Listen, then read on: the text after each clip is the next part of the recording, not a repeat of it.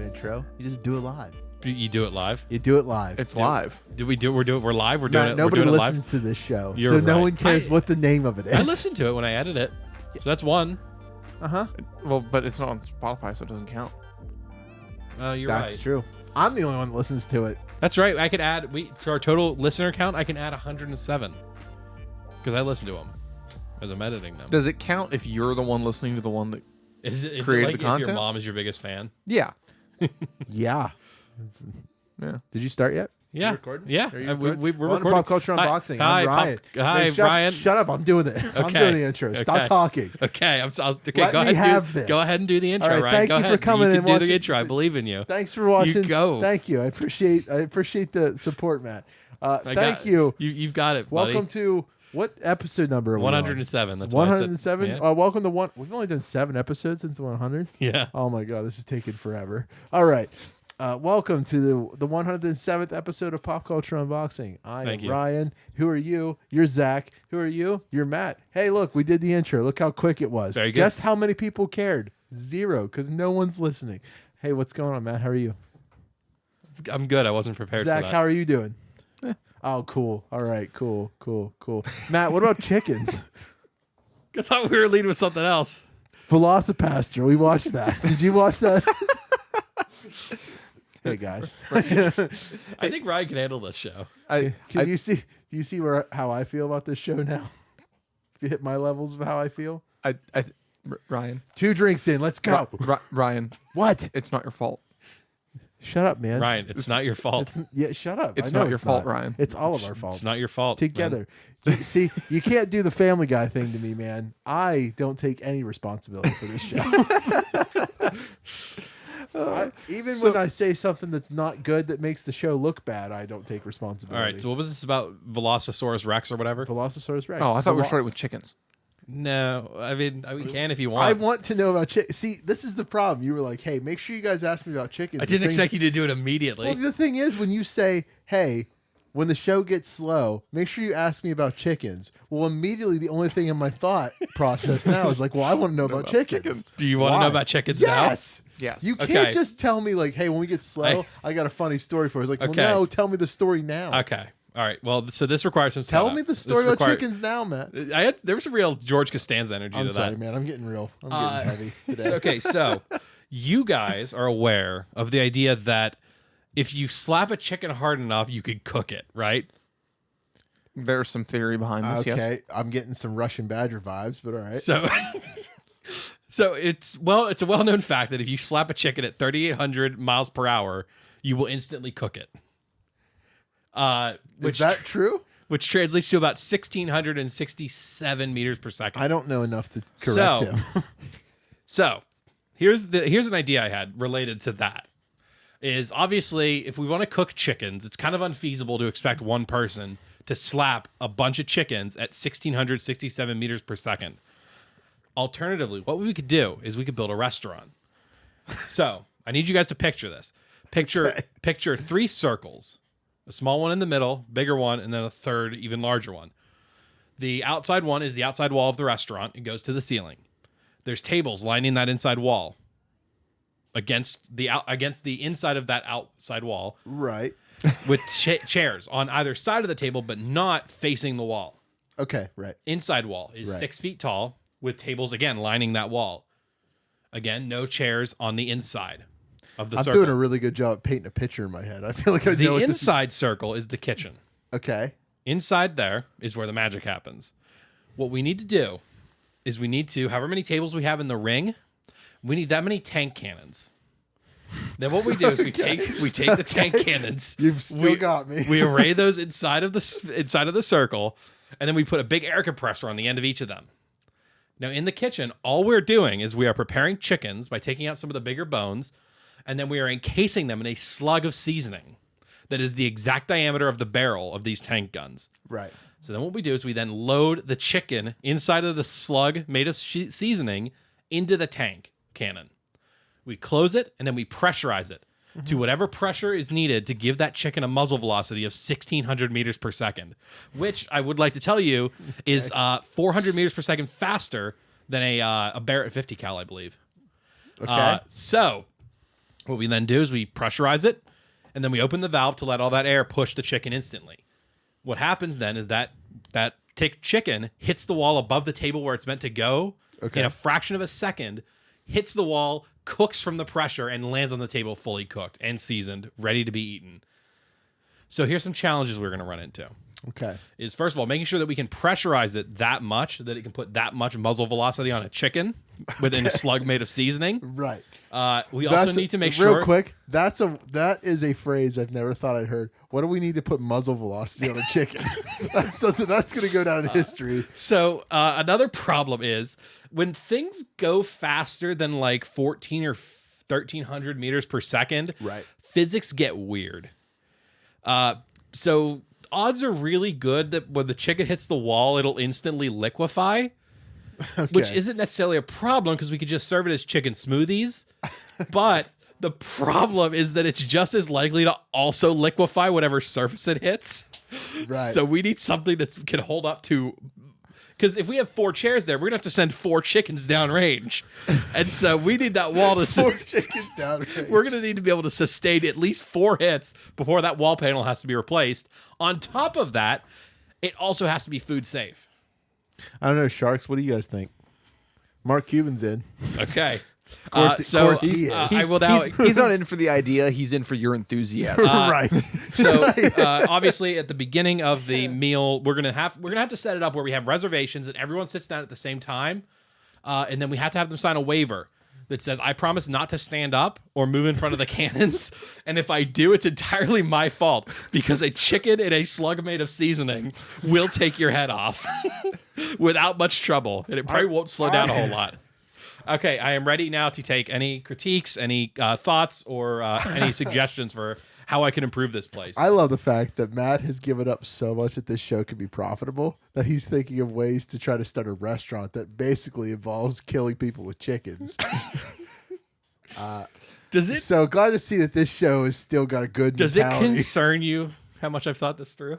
No, I mean, it's just like, I thought, it's like, maybe I'll work on my career. But you were just like, let's just keep going. The better question is, knowing that it's going to liquefy, why not have a spike on the roof and just shoot chickens directly up using only one cannon and it's spreading out to the outside walls? We can't control that. The question I have is, if I invest in this, how much return do I expect to get? Have you tested this yet? No, and that's what I wanted to ask you guys is, how much do you think it would cost to build a turkey tank cannon?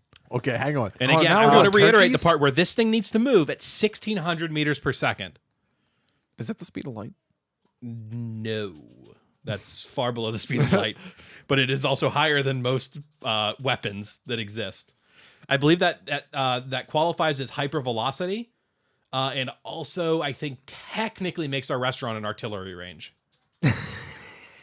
Also, I'm glad you asked. The seasoning slugs are because obviously a chicken's not going to seal the barrel properly. Yes. And we need to season the chickens anyway, so we'll make a slug out of seasoning with the chicken inside of it so that it properly gets a seal in the barrel for maximum chicken muzzle velocity.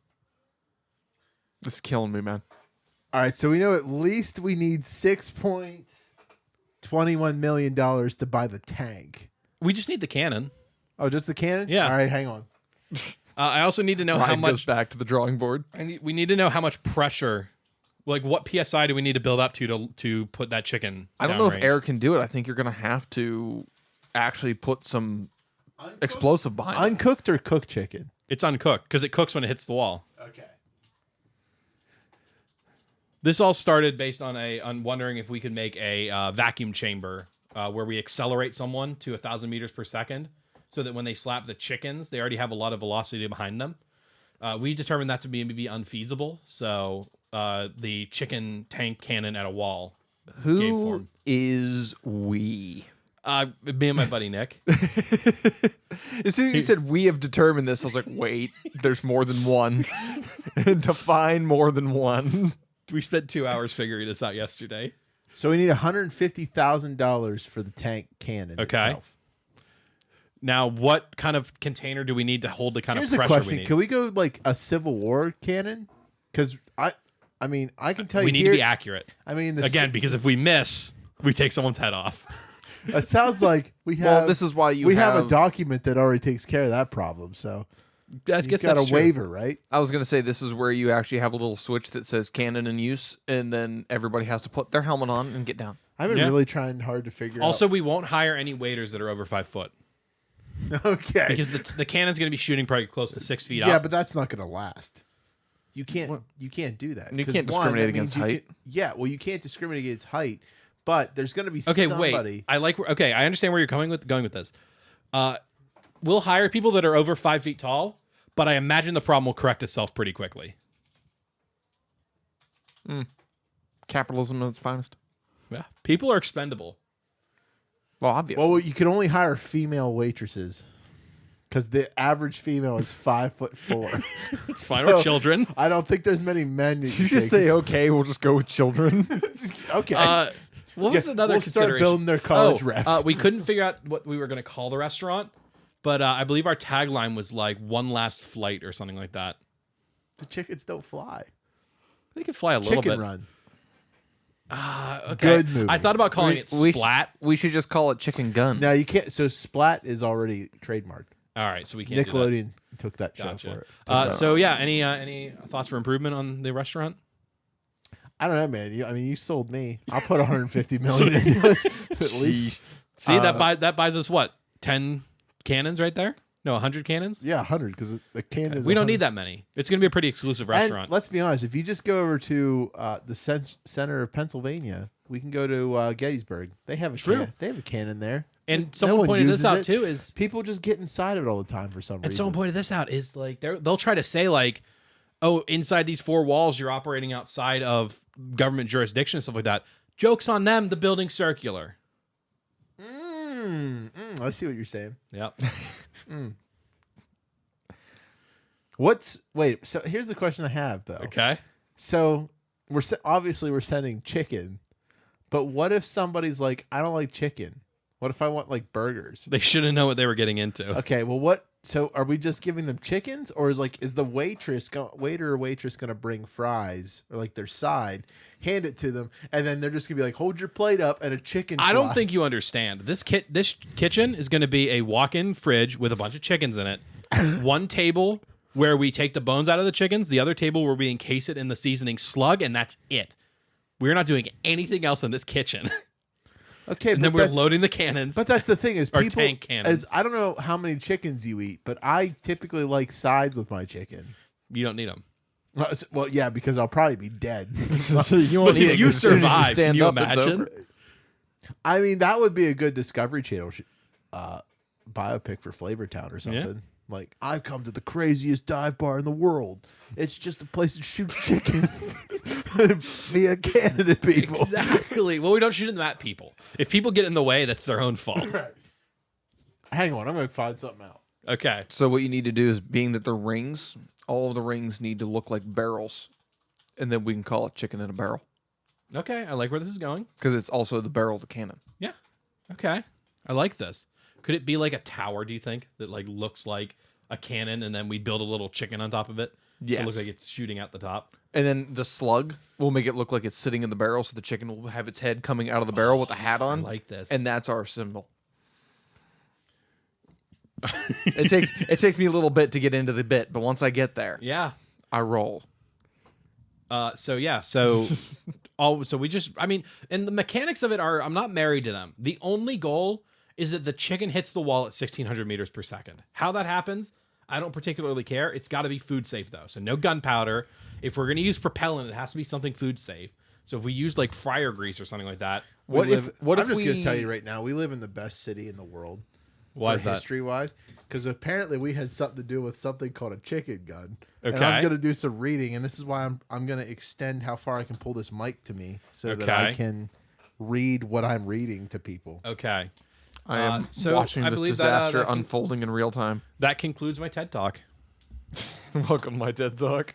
So, I expect all of you to invest. I have a question. Are there any bad TED Talks? I found a Wikipedia article on a chicken gun. Okay. A chicken gun or a flight impact simulator is Okay. I like a it. large diameter compressed air gun used to fire bird carcasses at aircraft components in order to simulate high-speed bird strikes during the aircraft's flight. High speed? How high speed? That's really important. However fast the plane can I go, love they how shoot it. under the explanation of what this is, there's a place that's just called context. Bird strikes are a significant hazard in flight safety, particularly around takeoff and landing, where the crew's workload is highest, and there's a small time of recovery before the potential impact with the ground. The speed involved in a collision between a jet aircraft and a bird can be considerable. Often around 550 kilometers an hour, so 220 miles per hour, resulting in a large transfer of kinetic energy. That doesn't sound nearly fast enough.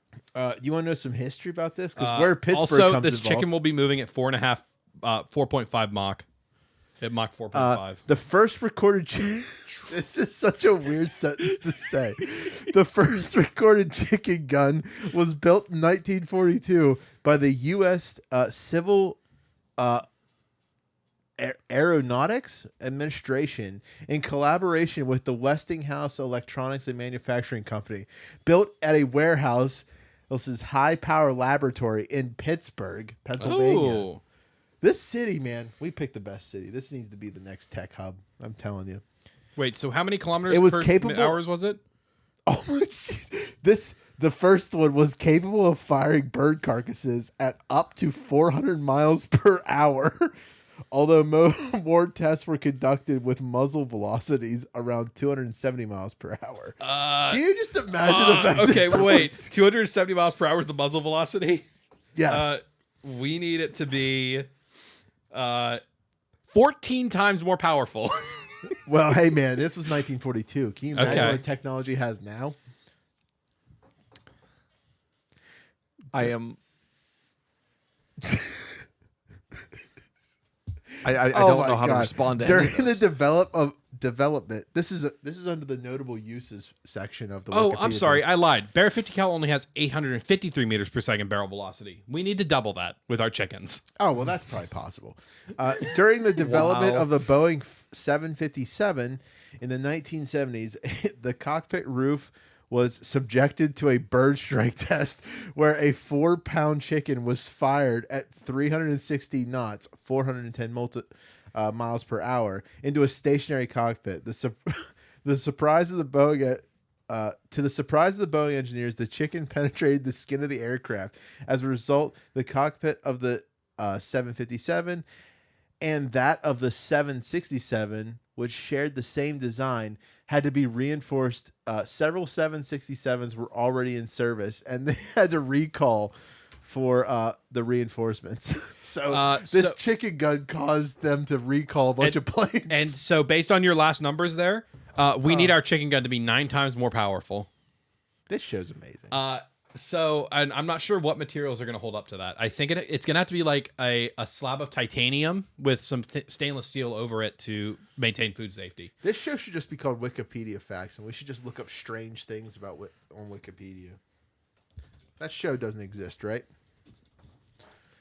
What's this show again? What do we do? What do we normally talk about? I don't know how I feel like titanium could hold up to it. Wait, there's an article in this called Chicken Powered Nuclear Bomb. Excuse me. I'm sorry. What? Chicken powered nuclear bomb? Is it like a small dirty bomb that they put inside a chicken? Just give me a minute. You guys keep talking. I'm sorry, what? I'll say, is it like a small dirty bomb that they put inside of a chicken? It has to be. Like, okay, so Zach. Yes. You're ready to embark on this quest with me. Define ready. Are you prepared oh my to God. make our chicken cannon restaurant? Do you guys want to know? Do you guys want to know what the chicken powered? Of course nuclear? we do. All right. So, originally called the Blue Peacock, renamed from Blue Bunny and originally Brown Bunny, was a British tactical nuclear weapon project in the 1950s.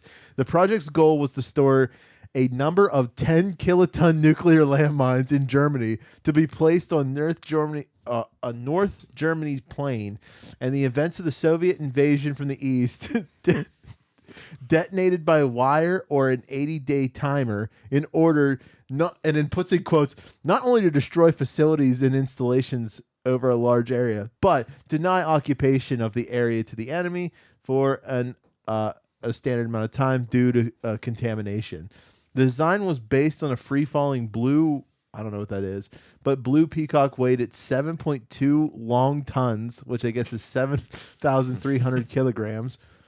Why is it called the chicken powered? Okay, wait a minute. Here we go. A technical problem was that during winter, buried objects can get very cold, and it was possible the mine's electronics would get too cold to work after some days underground. Various methods to get around this were studied, such as wrapping the bomb in insulated blankets. What does the chicken come into? I don't care about the other stuff. One particular remarkable proposal suggested that live chickens will be sealed inside the casing with a supply of food and water. That would remain alive for a week or so. Their body heat would, it seems, have been very sufficient to keep the mine's components at a working temperature. The proposal was sufficiently outlandish that it was taken as an April Fool's Day joke when the Blue Peacock file was declassified on April 1st, 2004. Oh my God. Wow. So I want to head off any criticism by saying that we have no intention of adding nuclear weapons to our restaurant. The history is a fascinating Speak thing. for yourself. If I'm an investor, I do what I want. I don't think that's how that works. You Then give I'm me out. money to do it how I want. Because for the reasons of not using nuclear-powered chickens, I'm out. Wonder how Dally's fun. been. Pretty good. How has Dally been? I need him to invest in my company. Has Dally given up on us? Man, I keep finding more articles. I'm more Stop. Okay, fascinated. we're not going down this rabbit hole. So yeah, in conclusion, that is my story about chickens. Cool. Wow, I learned a lot today. Nothing about what you said. I don't remember anything you told me. Do you at least remember how fast you have to hit a chicken to cook it? I don't know. Fast. Man. Like 3 Mike Tyson punches or something? No, about 27,000 of those. Yeah, so 3 Mike Tyson punches. Yeah, sure.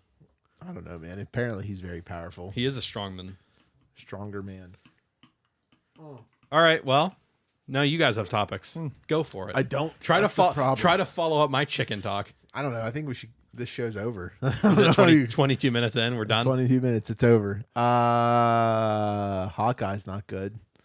How do you follow up that with anything pop culture related? How do you just go from the idea of let's start a restaurant where we just shoot chickens at people?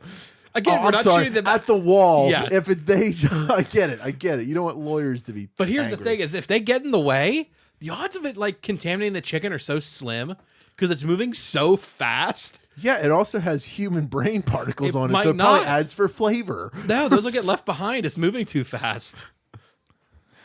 Can you imagine someone you're at a dinner table with your spouse and they stand up, they're like, "Oh, I need to stretch my legs," and then next thing you know, they're gone. Yeah. Because a chicken just flew by. I made a comment to uncooked chicken. I made a comment to Nick that I wanted the customers to be able to see the chicken as it left the barrel and hit the wall. And he reminded me that while it's moving at 1,600 meters per second, they're not going to see it. They're going to hear a bang, and there will be a liquefied chicken sitting on their table. Wow.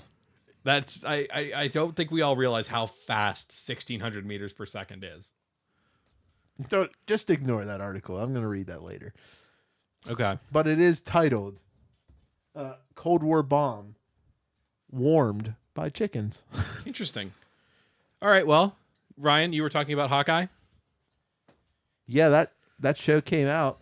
Christmas Hawkeye Yeah. show. Again, evidence that my love for Marvel films is waning very, very fast. Is it bad because it's episode 1 in a series, or do you think it's just going to be outright Can bad? I tell you the truth about something? You Were can tell you me the not truth planning about to? There's anything. no, but there were 2 episodes. Well, I wasn't. No, there's 2 episodes out, and I haven't watched any of them, so I don't know. Are you serious?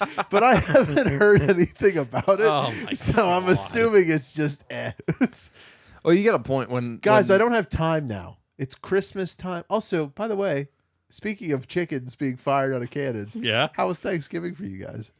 Oh yeah, that was supposed to be our opener. Yeah, it was. Was it? It was Yeah. nice. How was Thanksgiving? Oh, that's what we can do for Thanksgiving. We do turkeys instead of chickens. That's like our special thing. In a slug of Thanksgiving sides. Mm-mm. Again, see, here's the problem. A turkey's bigger than a chicken, so I'm assuming you need. Well, you just There's need a lot of math you need to do. Hey, we just need to add stuffing, Yeah. Oh, okay. Well, whatever. You do you. and man. you get your sides. Yeah. I'm still in. There'll Here's be small turkeys. I'm Take still take 150 million. He just wants to see how this goes. I love it. Anyway, I wish I was that. If I was wealthy Ryan. enough to just invest in stupid things and not worry he's about so it, cool. I would be on the Shark Tank, and I would be the one that just says yes to everything. Do we get Gordon Ramsay to be a chef there, but all we do is make him debone chickens? All he does is yell, "Where's the lamb sauce?" as he throws it in. He just There's no wears lamb sauce. He wears a military suit, and when you load the cannon, he's the one who just says, like, "Load the cannon." But in this case, "Where's the lamb sauce?" is the key word for load the cannon. Okay. Then the lights above the table start spinning to tell you that the range is I live. had a lot more faith in that joke as I was telling it, but as I was telling it, it was getting worse. Brian, What? how was your Thanksgiving? I don't remember it. It was good. It was good, I think. He says he doesn't remember then, said it was good. I'm assuming it was good. Okay. I mean, the actual day of Thanksgiving was pretty cool. I mean, I cooked the turkey Wednesday here, and then I drove it 2.5 hours away, and no one complained or anything to me about the food, so apparently it was good. It was different. I did it at my brother's place instead of doing it like we normally do at my grandmother's, so very strange new thing, but liked it. I had a good time. What'd you guys do for Thanksgiving? I'm assuming you had just like your family over at your dad and mom's house. Yeah. Yep, Your parents, I guess, is what they're called. Yeah, we had Thanksgiving dinner, and it was fun, and I ate too much and had food come and watch football. Who won? One of the teams did. One of them? Yeah. You only watched one game? No, we watched all three. There were 3 games? Yeah. You ever watch all 3 of them? Don't they all No. play at the same time? Not on Thanksgiving. Really? There was one at like noon, and then another at like 4, and then another at 8. Who played? Cowboys in Detroit was one of them, but Cowboys always play. Mm-hmm. I think Detroit always plays too. And then there were others. There were others. Yeah, there were 4 other teams. I don't like this picture keeps staring at me. I need to hang this up on the wall. Yeah, you do. For those of I you was gonna that do math. can't Hang see on. on our audio podcast, it's the picture from the 100th episode. Go give it a look if you haven't seen it. There's so many references on this page about chicken. Ryan can't get away from the chicken gun. You have derailed this whole podcast for me. I have no Hang on, I have some math I'm going to be giving you here in a moment. I have no need want you to or vamp. need to finish talking on this microphone. I just want to turn around and stare at my computer now. Well, You've ruined me. aren't we supposed to talk about Velocipastor? Yes, Thanks, Zach. Do you remember Velocipastor? I do remember Velocipastor. Cool. All right, you want to lead the charge? What was some of your favorite moments? Because I can tell you one of mine, right off the bat. Yes. So if you had Yes. All right. So was your favorite when instead of putting the visual effects of the car exploding and the fire around it, they just film the location of the car? I guess I should give you some context. Can I give you some math first? Sure. If you had you said that you drove your turkey 2.5 hours out to back home, Yes. and I assume you went an average of probably about 60 miles per hour. No. Okay, well, where the math assumes you did. Okay. Okay. If you had gone out through our chicken cannon at 1,660 meters per second, you would have been there in 2.5 minutes. Oh, I see. Okay. I see. And the turkey would have been cooked, is what you're telling me. Exactly. Wow. Now you're picking up. Well, you would too. I mean, you still get. Well, I would. Yeah. Well, all of us would be. Yeah.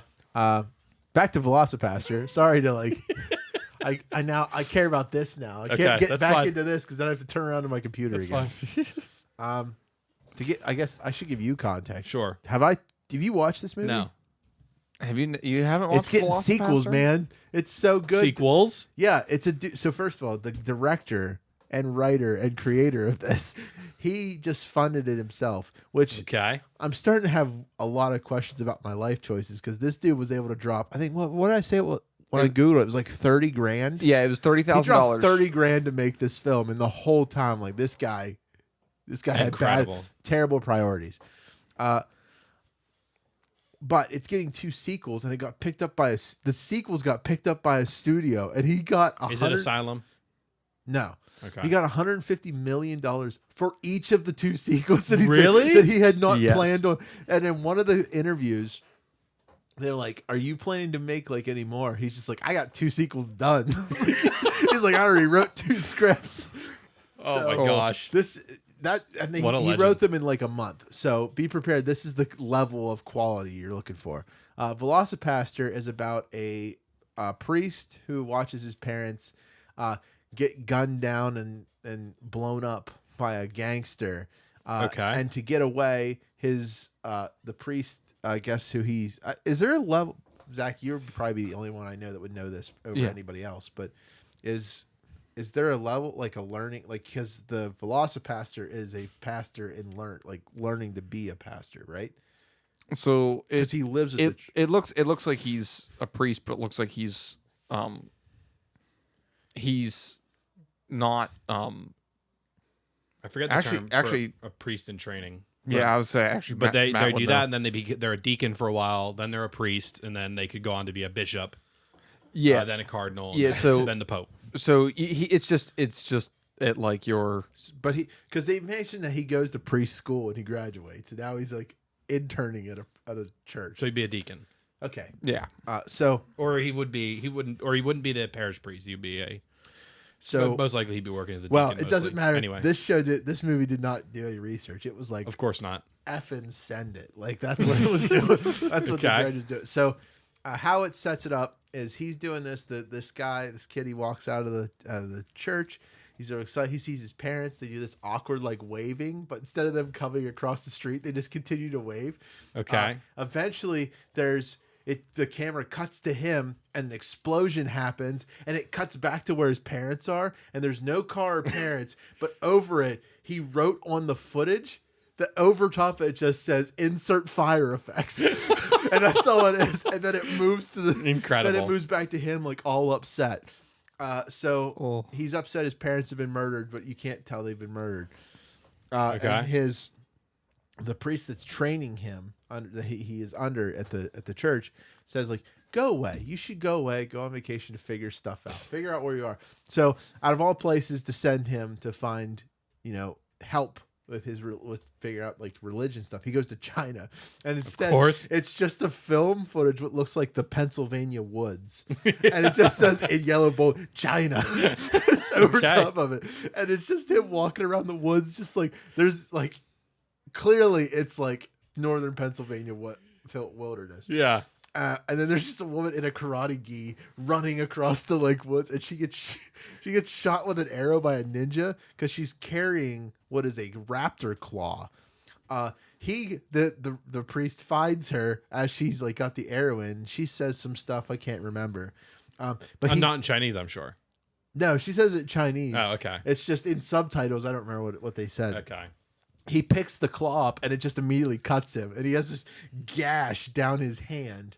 Okay. And what happens is basically he got his hand cut, and he has now been infected with raptor DNA, and he becomes the Velocipastor. Naturally. At night, he kills criminals, so he stays in his priest getup, but he just transforms into a Velociraptor. Of course. But you know that like the suit, like the Tyrannosaurus Rex suit that you can get with the fan that blows. It's just that costume. So, no, you don't understand. It is like a discount of a discount suit. Yeah. At some point during the film, we find out like the main baddie is just like all of these white Americans dressed up in ninja costumes, and there's one like Asian dude, and apparently they are with the Catholic Church, and their goal is to sell like cocaine and stuff to find more druggies to come back to the church looking for help. Okay. It's so crazy. But he befriends a hooker that he saves, and then he falls in love with her and ends up being with her. So at the end of the film, he's no longer a pastor, but he's just like still the Velocipastor. Of course. Best film. You've reminded me. I have homework for you guys.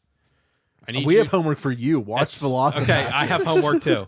And at some point this week, before next show, I need you guys to go to Amazon Prime Video. Okay. And I need you to look up Lake Michigan Monster and give that a watch. Okay. I can do that. I think if you like if your description of Velocipastor is anything to go off of, I think you'll like Lake Michigan Monster. Do you remember the scene in Velocipastor during like the final fight where he finally transforms, learns how to control his ability to transform into the dinosaur? And he's like walking around, and someone tries to swing a sword, and out of the dinosaur costume's mouth is just his arm. He grabs the sword and throws it. What's it on? You have to rent it. So I'll give you like the $3 it costs to rent it on YouTube. Lake Michigan Monster's free on Prime. So okay, it is. It's one of those things where when you go in knowing that it is a comedy, it makes it that much better. Okay, like I will definitely go in knowing it's a comedy. It definitely beats out all of like the 2000s comedy movies where like it's like I feel like 1990s did comedy like spoof movies really good. Yeah, and then like the 2000s were like, oh yeah, we can do that, but they were terrible. Dude, and then this one just like takes you back. It's like you're doing a high school project. And you're like doing it with your friends, and you're like, "Yeah, this is awesome!" And then like, you put it out, and everyone just goes, "What on earth?" Okay. All right. Well, so was there anything else we had to talk about?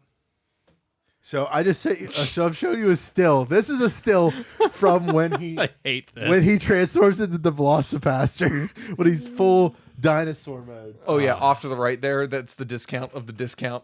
Yep. This all happens in China. Of course, because of course it does. Like it's in China. There's at one point where his girlfriend gets like slashed across the chest and is supposedly dying, and like the ninjas that killed her, they keep cutting back to them, and as they're having like the Velocipastor, her having like a heartwarming moment, they keep cutting back to the ninjas, and they're getting more like crying into their hugging each other. Like it's so incredible. That's amazing. If we had time tonight after we record this show, I would make us all sit down and watch it again. It's such a good movie. But the reason, Zach, if you want to talk about more, I want to find the exact article where he mentions that he's making a sequel to it. Oh yeah, and that was the thing is they spent $30,000 on the first one, or maybe 35, and he got at least a couple million to make two more. Right. My goodness. Okay. And like if he does what he did here, like he's gonna like pocket like 150 plus million. So just because it's good enough. Yeah. It's so from the Hollywood Reporter, this is an article that says not only is the film we're getting a sequel, but it's kind of a spiritual successor to Velocipastor. Okay. So it's not called Velocipastor 2. But what it's called is Outback Dracula, which is a film, which is a spiritual sequel to the Velocipastor. It shifts the madness to 1880s Australia, where a psychic school teacher teams up with the world's greatest adventurer to find her missing girlfriend and defeat Dracula and his golden army of the undead. Okay. All part of starting the Velocipastor cinematic universe. Velocipastor had a micro budget of $35,000 to make, but because of its pop culture, like its pop success and all that, the next two films in his are each getting a $1.5 million to $2 million budget. Yep. Still very much on the lower rung of the industry, but as much as 57 times more than the original film. Wow. Dude, what's great is that he could actually like when it's actually really funny, and I think part of it is like they purposefully acted it bad to make it as funny as it is, and they literally could do the same thing and just pay everybody in the movie a ton of money to just keep making funny skits. That would be dope. And like that's one of the things that's kind of cool about that. It's like I don't think the quality is going to get any better. It's just you're just going to know that everybody there just made their life making this movie. Right now, the deals we're negotiating are for 2 more films in this universe, and the indication that we're gonna goddamn get it. That's what he says, and that's what will be part of 3 about. What will part 3 be about? He says, "Oh, don't you worry, I already have a script for the 3rd one." But the first things first, we gotta make an Australian LGBTQ vampire movie called Outback Dracula. Of course. So there you go, man. That's how do we top any of what we've talked about so far? this. I don't You know, don't. man. Do we just end it? 40 minutes? Short Short episode? We're at 40 minutes. Short and sweet? Shorter. It's up to you. Shorter. Why is it up to sweeter, me? to the point? I'm not in charge. You are. No, I'm not. I mean, all right. Zach's in charge. Well, James, owe me a soda. well. Lame. What, you just Today drink on mixers? the pop culture unboxing Zach show, we will talk about some exciting things like how to hedge against inflation and where exactly we could find the next big tech boom. Ooh. It's going to be the metaverse. It will VR. be. That What commercial's is- so cursed. The Is metaverse. it? Is it not? Did you watch the 1.5 hour long keynote about metaverse? No, but I watched the commercial that's on TV constantly, and it's cursed. Really? There's a TV commercial? I'll show Is it it to you is after it the as show. bad as the Grubhub Dude, videos? It might be worse. I'm so excited. I kind of want to end the episode now to show you guys this video. Sure. But Zach, what did you want to talk about with hedge mazes or whatever? Oh yeah. Inflation is screwing you, so try to budget better. I forgot. I wasn't. Oh, I thought you were going for a high five. Now I'm I'll give sad. you a high five. I got I it. also have a question. What is that? What if I'm question? not into inflation? Well, too bad. It's into you. I've never Yeah. thought about it that way. Yeah. Velocipastor is so good. Yeah. It is great. Anything else about Over the Hedge or whatever that you wanted to talk about? The hit movie starring everyone. Oh yeah. I don't remember it. I don't think I watched it. So it's with the turtle and the raccoon. Mm. Surprisingly good. I don't know. William Shatner's in it. He is. He good. plays a possum. Oh, I watched The Judge with my wife the other day. Like Dread or No, The Judge with Robert Downey Jr. and Robert Duvall. Have you guys never seen The Judge? I Oh haven't. man, the judge is so good. I've seen them. I haven't seen it. Okay, Matt, I think you You're would the like one The that Judge. showed it to me. Because the judge is Robert Downey Jr. is a lawyer and he's a defense attorney and pretty much he's whatever it takes to get his guy off, he'll do it. So Yikes. his dad is no one? Okay. a judge in a small town. I know what you're going for. I just wasn't going to acknowledge it. Oh. So his dad is a judge in a small town, and Sorry, I'm so sorry. He pulled up a for those of you that can't see, Ryan, Ryan just go up and press the little line at the top of your window up there. This one, That one, yeah. Okay. All better. so big car on fire. It's so funny. So his dad is the judge in a small town. So he Okay. goes back because his mom dies. So he goes back with his dad. He can't stand his dad. Him and his brothers have a hard time, like getting along. And his dad comes back from going to the store after the funeral and can't really remember what happened the night before. But one of the guys that his dad had sentenced and was for murdering a girl was found dead on the side of the road, and his car is busted up. And his dad can't remember what happened. And you find out later why he can't remember what happened. But it's Robert Downey Jr. trying to make sure that his dad doesn't go to jail because his dad didn't know what happened. His dad didn't know. So he's, for like the first time, he actually has a defendant that may actually not be guilty. And he's trying to figure it out. And it's his dad, and his family's having a bunch of problems at the same time. And it actually ends up being a really good movie. Wouldn't by that be the a end. conflict of interest?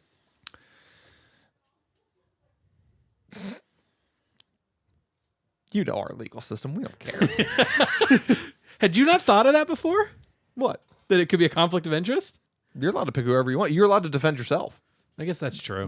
And the only conflict, really, there is no conflict of interest. It's like I want my dad to be found innocent. I'm advocating for him, because that's the whole point of a jury trial. Is you have somebody advocating, or you have the prosecution advocating for why they believe you committed the crime. I'm gonna and the stick out of defense this advocating for why necessarily. you're Not not. necessarily. Yeah, I'm staying out of this conversation. The defense attorney's job is not necessarily to prove that you didn't do it. if it's beyond a shadow of a doubt that you did it, their job then is to make sure that the sentencing is fair and that all things are taken into consideration. Well, and again, you're supposed to have somebody defending and advocating for you. Yeah. And that's the point. And I think that's why advocating is a better word. Well, first, yes. I think both sides of lawyers do not. Either whatever side, it doesn't matter. They're just every case. Except for you, any lawyers listening, you guys are pretty cool. Every case is nothing. No, they're just as slimy. Don't listen to Ryan. He says this about everyone. He calls me slimy sometimes. Well, and I think actually, to be honest with you, I think one of the things that was really Zach, lawyers are slimy. They look at cases as games. Yeah. They don't care if you're innocent. Okay, now I see why Ryan didn't want to get into this. Sorry. No, they can be, but there's also the reality. There's also the reality of he can't help himself. when you're a judge, you have to advocate for your guy. There are so many lawyers that defend a guilty man for murder, and they're just like, don't you worry. Yeah, but any lawyers listening to this don't you worry. We're going to take care of you. It's like, no, maybe you should say, all right, you murder. Or they'll say something real clever like, if the glove fits, you must acquit. If the person you are going to defend, MJ is a good example. If the person. Did you say MJ? OJ. Okay. I totally thought you said MJ. I was like, yeah, Neverland Ranch is not clean. If you oh, not Mary Jane. Okay. If you oh, Snoop Dogg. If you want to have a great time, have good entertainment, especially if you like football, follow OJ. I've watched a football before. Follow OJ on Twitter. No, I don't think I will. I do. It's so great. I share his stuff all the time. Ryan believes OJ didn't do it. That you heard it here first. Man, you should hear the things he says on his Twitter. I don't really want to. Sometimes, dude, during like the stuff that just recently happened. Not to like. I don't know if I like where this show's going. He says though, he's like, man, it's good to see when innocent people get taken care of and not be put under the wrong punishment. It's always important for the person the real wrongdoers to get what's coming to them and get a bunch of just like, okay, that's a bold stance. Yeah, you should just see the comments. Anytime he puts like a football quote on it, the comments on Twitter are great. He's like, yeah, man, OJ, you're really murdering this like the statistics or something like. It's incredible. No. Man. See, the OJ thing I think is a great example of one of those things where you've literally got him on camera, and they're just like, yeah, no. What do you mean they got him on? Okay, I'm not gonna talk about the OJ thing because I looked into it too. I was just like, how much of this stuff did they really like? Anyway, what I was trying to say is, if you are a lawyer and I think I want to go further. And you're going to defend somebody, and they say to you, is like, listen, man, I am guilty of this crime. Your immediate reaction should be, okay, well, justice is justice. Not be like, don't you worry, bro. Because I'm going to take care of you. Now your goal is to make sure that they're sentenced fairly. That's not what they do, though. Not necessarily. And I agree with Matt any on lawyers that, listening to this show would do it that way. But part of it too is the system that we've been like given. Because like none of us created it. It's the system that we've been given. You're a child support lawyer too. You're also a monster. Wait. That is something I will 100% agree with you on. I don't like where this is going. I've seen it. I don't like this show anymore. Ryan being very. I liked when we were talking about chicken cannons. But part of it is like when you're, especially like the whole reason our system is built to where the state has to prove that you did something wrong. So if the state can't prove it, that's not your problem. Again, that's the problem with what you just said, but yeah. No, don't get me wrong. And there's a legal argument and then there's a moral argument. On the moral argument, if they did it, I want them taken care of. On the legal argument, it matters because you can't just if they did it, they're wrong. But if we can't prove it, then I guess. Well, I mean, think about it. If you can't prove it, then how do you know you're putting the right guy behind bars? Oh, it's like Ace Attorney, where... Well, okay, what's the reverse? How come we have so many people that are innocent for crimes get put in jail? Have you ever played any of the Ace Attorney games? No. They are... I thought you mean... I'm thinking Phoenix Wright. Yeah. Oh, that's him? Phoenix Wright, yeah. Ace Attorney. I like the boot to the head. The boot to the head? What? Have you guys ever seen that? The boot to the head? Oh, it's the Phoenix Wright games, but it's like I object, and the guy just yells boot to the head and just tosses a boot and hits him in the head. Like every time he says something, they just throw a boot at the guy. Here's the thing: is like everything about any of the trials in any of those games would not fly in U.S. court. Oh no! Like a big thing is that they'll hide evidence. Like the prosecutor or the defense will hide evidence from the other side and then bring it out in court. as a gotcha, Yep. which is like super not allowed in U.S. court. Yep. Like Right. because It'll both turn sides on need the to know about mistrial. all the evidence. Yep, that's a huge mistrial. Yep. The because it's based on Japanese court where the defendant is basically assumed guilty until proven innocent. Oh, Which is bad system. and you can just jump them with whatever evidence you have. And it doesn't matter how you got it either. So you guys know my wife's sister, who is interesting. I don't know if we let's be careful. Hold on. This is the fun part. She was all upset because she was accusing someone of being something that they weren't. And I looked at I know this story. I know. Right? Hold on. I looked at her and I went, "Okay, prove to me you didn't steal my car." And she was like, "Well, it's out in the driveway." It's like, "Okay, I take it down to the river and drop it in the river. Prove to me you didn't steal my car." And she goes, "Well, I can't." I'm like, "Exactly." I was like, "You bear the burden of proof." This girl sat down for literally 2 days. And like you could see it on her face. She was just struggling with, hold Literally? on, what do I do? Because like we would talk about it like on and off throughout the next couple days. And like she would just sit there and try to square it in her head like, I don't like, how would I prove it? And like she was still trying to figure out a way to like, Boy, I do not. oh, it was so much fun. I never worked that hard to try See- to prove you wrong. And see, Oh, it's so much fun. This really shows the difference between me and Zach is that you spend your free time having those kind of debates. I spend my free time trying to figure out how to make a chicken cannon restaurant work logistically. Oh, again with the chicken cannon. Yeah. Listen, we've moved on to legal things. And I want to move away from legal things. And We should plus just- we're almost in an hour. Just so. end the show. Just end Yeah. it. But yeah, The So- Judge, great movie. Zach, I would end the definitely show. watch. Judge, End the show, Zach. Velocipastor Chicken Well, Cannon Restaurant. thank you once again for listening to Pop Culture Unboxing. If you'd like to listen to more, go back, watch our 100th episode. It was a great time. It's on video. Yeah. I've been Zach. You can find me at little_leaf, LIEF. That underscore is important. I am not a middle-aged Brazilian woman. Matt, where can they find you? I'm glad you asked. They can find me at Matt Ross VO on Twitter. Awesome. Ryan, what about you? You'll find it in the show notes. He has fully given up. You got to work for it. Okay, well, We've been Pop Culture Unboxing. we have. We're on social media somewhere. Bye. I love you. Yep. Bye. Have fun.